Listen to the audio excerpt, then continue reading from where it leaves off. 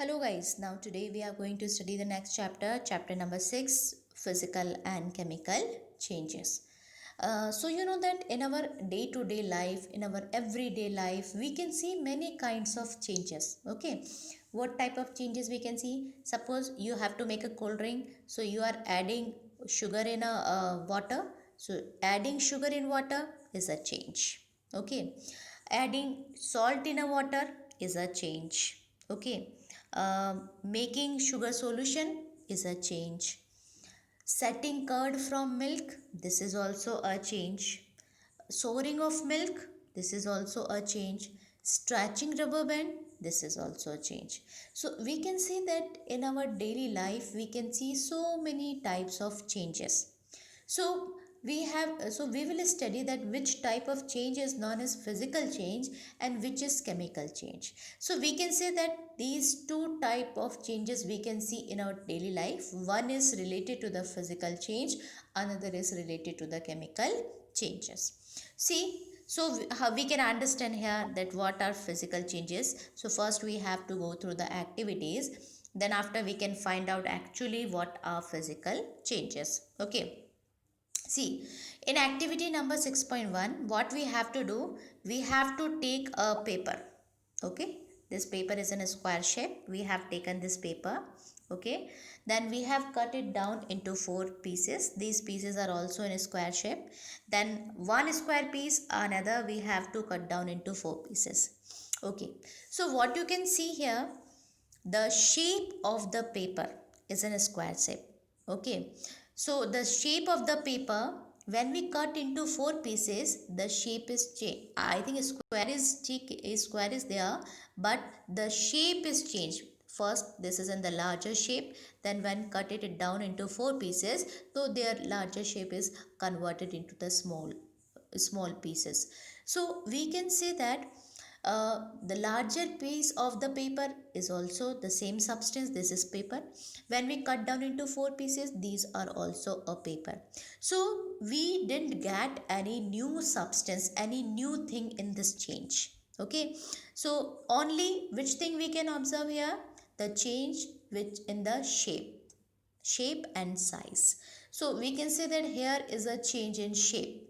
First we have taken a larger shape of paper, then it converted into the smaller shape of paper when we cut down it. Okay, so we can say that only here we can say the change in shape. So if there is a change in shape, this type of change is known as physical change. And you have to also remember, this is irreversible change. The pieces which we have cut down into 4 pieces, these pieces, by this we can't make the paper of the larger size which we have taken in at the starting of the paper. Okay, so at the starting what the shape, and we have taken the larger shape.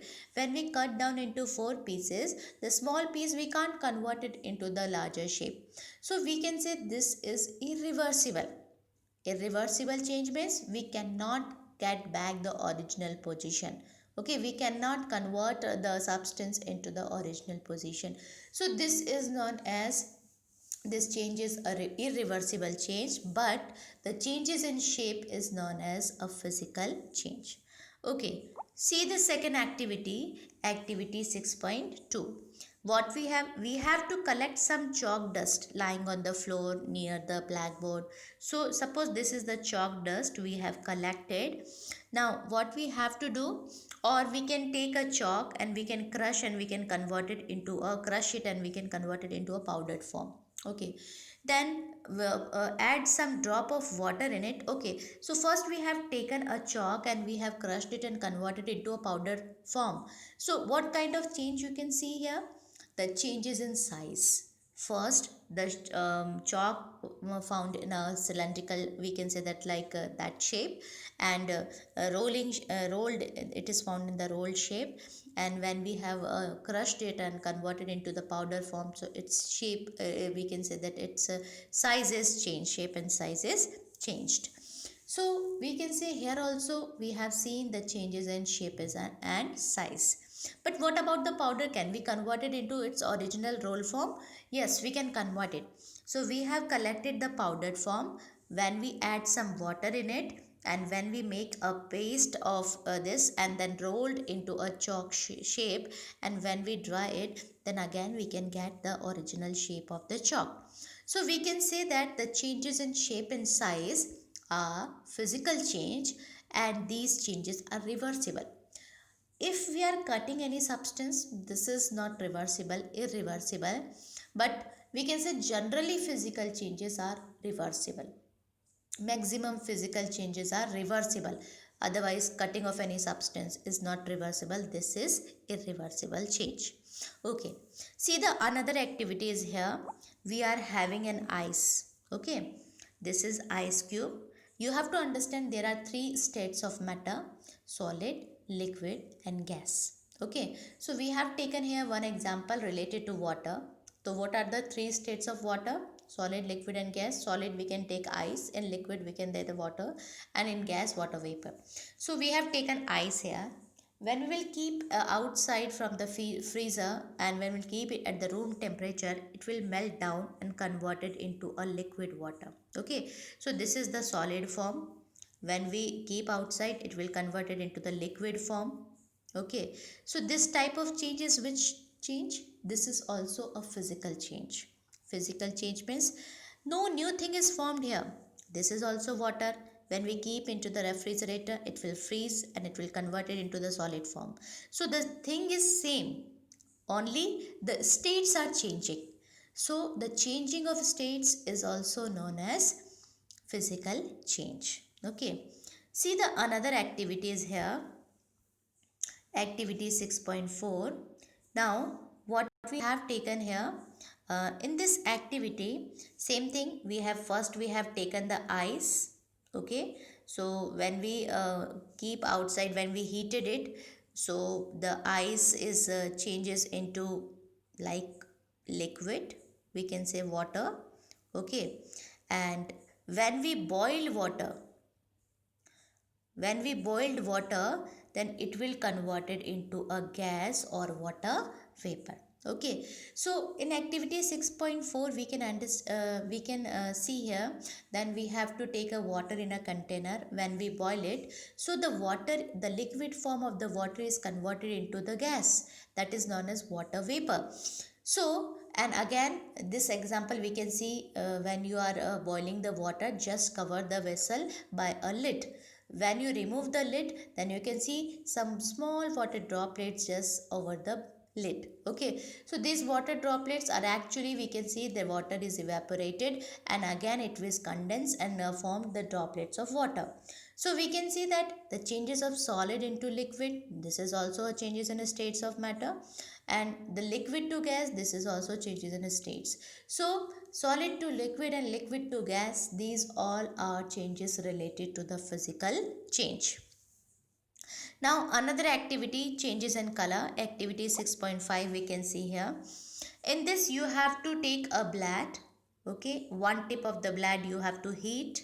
When you will heat, it will you can see the reddish color is here, but this color is not permanent. When the blade will, we can cool, when we will cool it, then when we will remove this color, this will be easily removed. So we can say that the changes in color, this is also a physical change, and this is also a reversible. So what is the conclusion here from the activity 6.1, 6.2, 6.3, 6.4 and 5? The conclusion here, that number first activity we have studied the changes in shape. In second, we have studied changes in size. In third, we have studied changes in states. In fourth also, changes in states of matter. And the last, changes in color. So we can say that what are physical change? Physical change means changes in shape, if a substance has the changes in a shape, size, states, color, these type of changes are known as a physical changes. And these are the properties. If a substance contain these kind of properties, and these are physical properties, shape, size, states and color.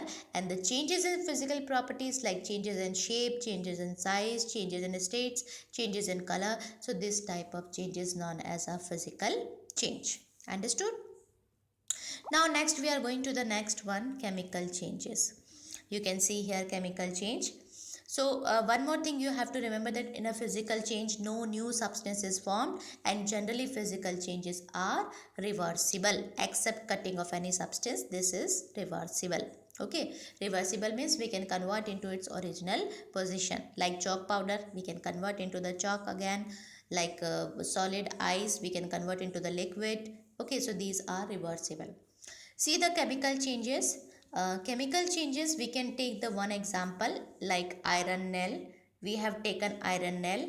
When we will keep outside the iron nail, it will acquire a brownish coating over it. Actually, this brownish coating is not, we can say that the brownish coating is another substance. So iron acquire a brownish coating. This brownish coating is a new substance, and this is known as a rust. Okay, so when we will keep iron outside, it will react with moisture and oxygen, and it will acquire a brownish coating on an iron object. This brownish film, the brownish coating, is known as rust, and rust is a new substance. So what we can say, that in a chemical change new substance is formed. This we can understand also by the following activities. See the activity number 1 related to this. We can see here what we have taken here. We have taken number first. We have taken the example of magnesium. Okay, so we have taken, what we have to do, we have to take a magnesium ribbon. Okay, what is the symbol of magnesium? Mg. So when we burn magnesium ribbon, so when we burn it, so ash is formed. You can see here, when this is a magnesium ribbon, tongue we have taken. When we burn magnesium ribbon, so it will give us white flame. It will burn with a white flame, and when we burn, the whatever the substance is formed, we have to collect in a petri dish. So when we burn it, the substance which is remaining, this is known as ash. So ash is formed. Okay, so this ash we cannot convert it back into the magnesium ribbon. So this is a new substance. So we can say that a chemical change in which new substance is formed. Okay, see the next one. We can see here in the form of the reaction, we have taken magnesium ribbon. This we can write down in the form of Mg plus oxygen, because we are burning magnesium ribbon. Which gas is required for burning the things? Oxygen. So when we burn magnesium, then it will form MgO. This is magnesium oxide. So this magnesium oxide is actually ash. What is the ash? Ash is a product, that is magnesium oxide. So this is a new substance, and we can say that we cannot convert into magnesium ribbon.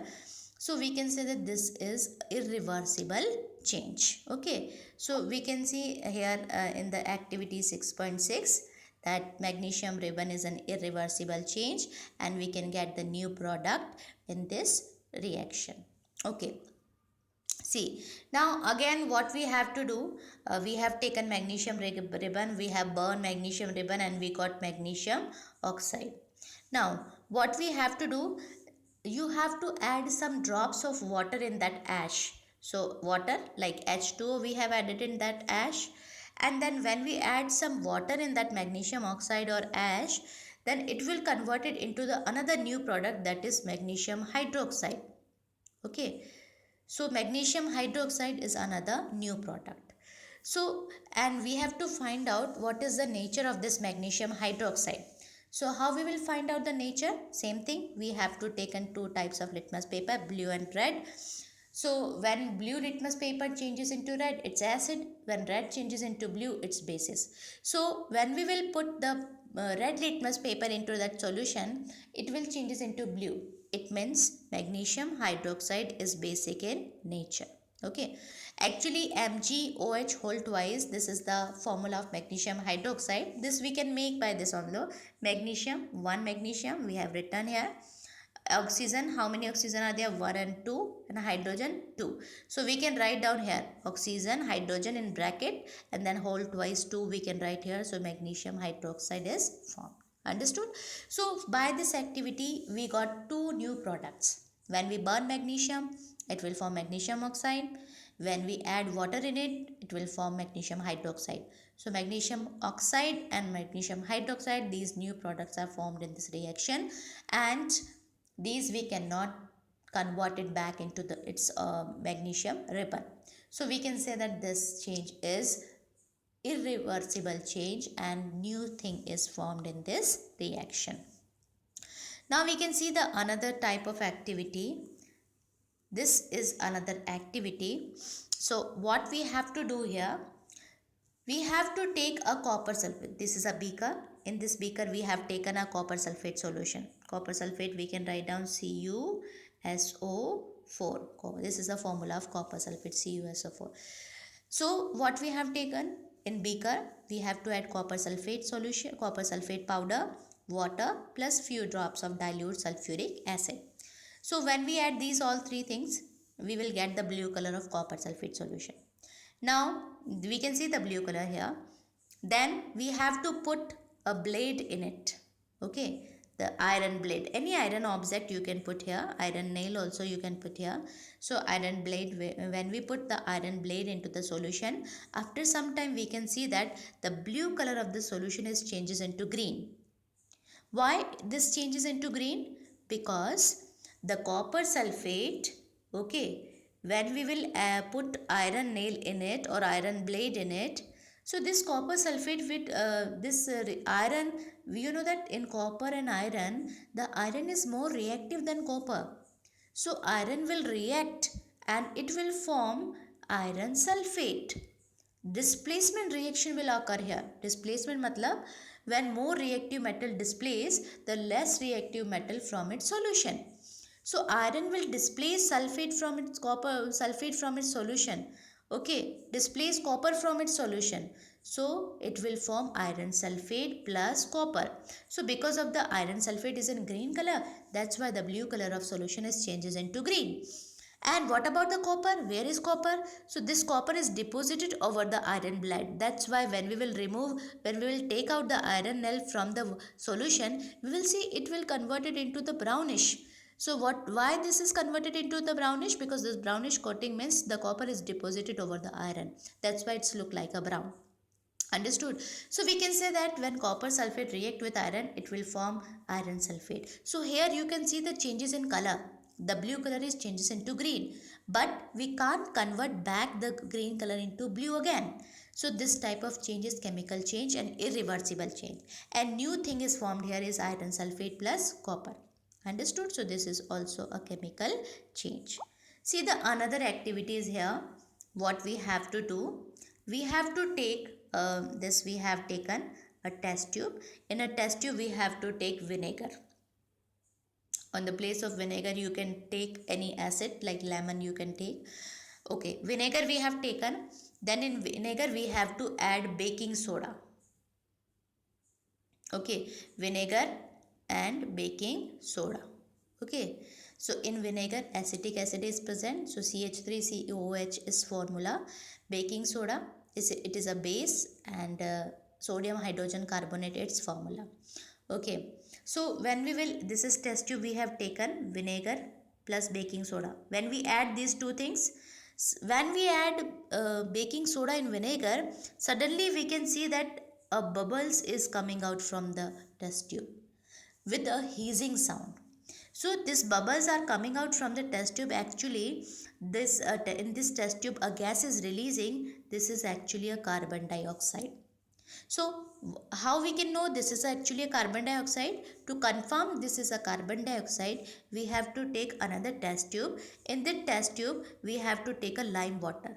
When lime water turns milky by the gas, it means it is a carbon dioxide, because only carbon dioxide turn milky the lime water. So we have to cover the test tube with that cork, and another another, we can say that another type of U, we can say that U type of test tube we have to take, U type of that we have to take, and we have to put into the another test tube. So we have to cover the test tube like that, and when the CO2 is releasing from the test tube, so this CO2 directly goes into the another test tube in which already a lime water is present. So when the CO2 is, we will pass the CO2 from one test tube to another in which lime water is present, the lime water turns milky. So this shows that the carbon dioxide is releasing from this in this reaction, and lime water turns milky.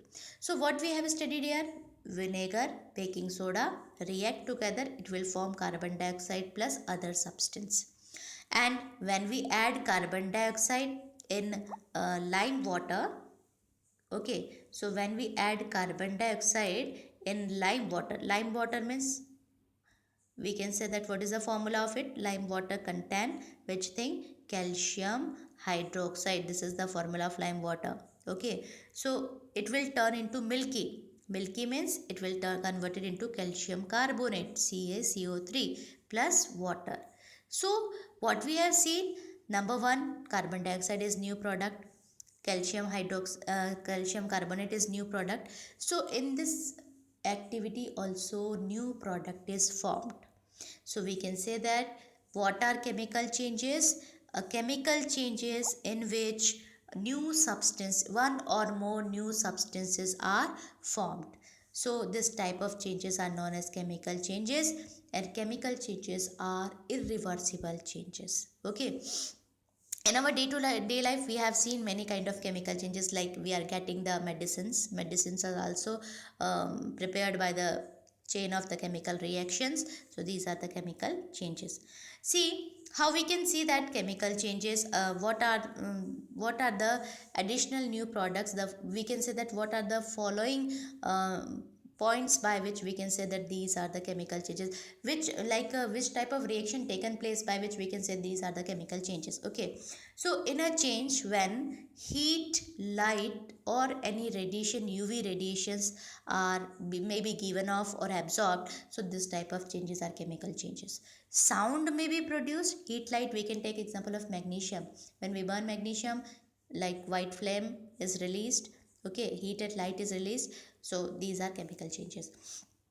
Sound, we can say that hissing sound when we add vinegar and baking soda, so sound also, bursting of crackers, this is also example of this.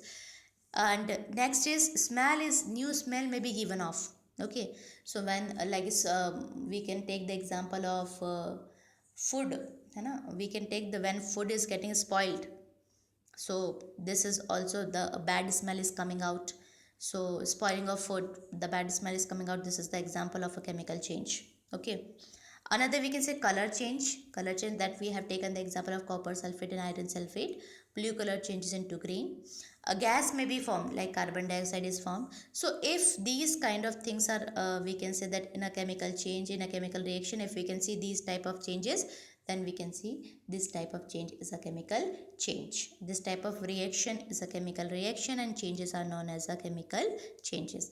See one more example, cutting of, suppose we are having a apple, brinjal, potato. So when we are cutting down it, so cutting of apple is a physical change because we are cutting it. So cutting of any substance is a physical change, but burning of any substance is a chemical change. Okay, when we are cutting the apple, but when we keep for a long time after cutting the apple, when we'll keep for some time, then we can see it will convert it into the brownish color. So this brownish color, actually apple is oxidized, react with oxygen and it will getting oxidized. So because of that its color changes into brownish. So this changing of color, brownish, apple, potato, these things, so these are a chemical changes. Okay, So I hope you understood about the physical and chemical changes. So please revise this again. Then in the next class, we will study about the next topic, rusting and crystallization. Thank you.